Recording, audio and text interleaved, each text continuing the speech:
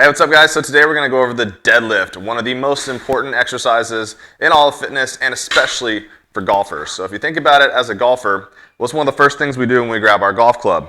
We go into our golf posture, which is a hip hinge, right? Very similar to the deadlift. The very first movement is hinging your hips back and going into the deadlift position. So first things first, when you're doing the deadlift, you want to have the proper footwear. Again, so today, I'm just going to do it in my socks because we don't want any elevated heels and we definitely don't want a squishy surface like a running shoe. You want a good connection with the ground because we're going to be pressing down into the floor, getting that ground force reaction to lift the weight up and drive to the top.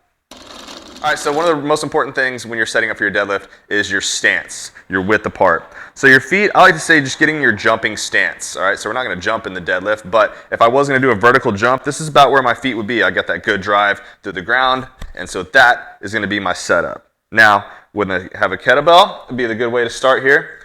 Basically, my feet are just gonna be right on the outside of the kettlebell, and then I'm gonna hinge back, leading through the hips, keeping the core tight, reach down, grab the bell, and perform my deadlift.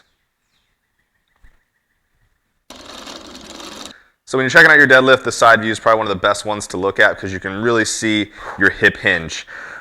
Very common fault is people turn their deadlift into a squat, call it a squatty deadlift. So that's a lot of knee action and less action through the hips. The deadlift is a hip dominant movement. So first we want to make sure we are hinging back. So before I'm even going to grab the bell, I'm going to leave it on the ground and make sure I do that hinge, core tight, back is flat, hinge, subtle knee bend, and notice as my knees bend, they don't go forward, right? They can a little bit, but mine typically just to go straight back, has to do with my anatomy. Core is tight to keep my back flat.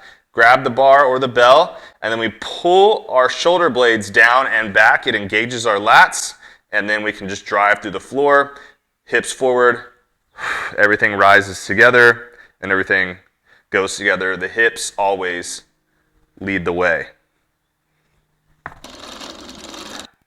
All right, so there are tons of variations of the deadlift. Today I'm really just going to go over the conventional deadlift, and right now it's a straight bar Olympic bar.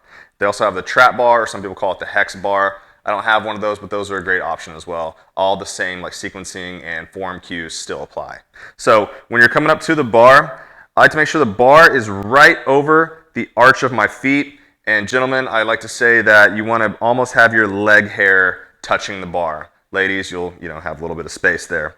So bar stays right over the arch of my feet. Again, hinging back, back stays flat. Grab the bar and then take the slack out of the bar. You'll notice that the bar gives a little bit. So we want to pull just ever so slightly, just enough to take the tension out. Pull our shoulders back, back flat. I already feel my hamstrings and glutes loaded here. And then drive through the floor, up through the top.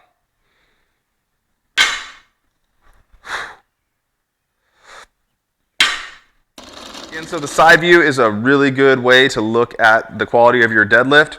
So the bar will tell you the story. We want to make sure the bar moves straight up and straight down, that our body is getting out of the way and it's staying over the center or the middle of our foot. So again, hinging back. Notice my back is flat. I'm engaging my core and drive. Hopefully you'll see the bar path go straight up, straight back down, tap, and repeat.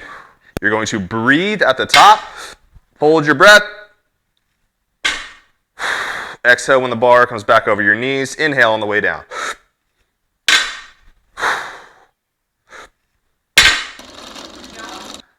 Okay, so these are my top 3 takeaways for how to perform the perfect deadlift. First up is going to be your stance. So remember, you are going to get in that good jumping stance. You don't want to be too wide or too narrow.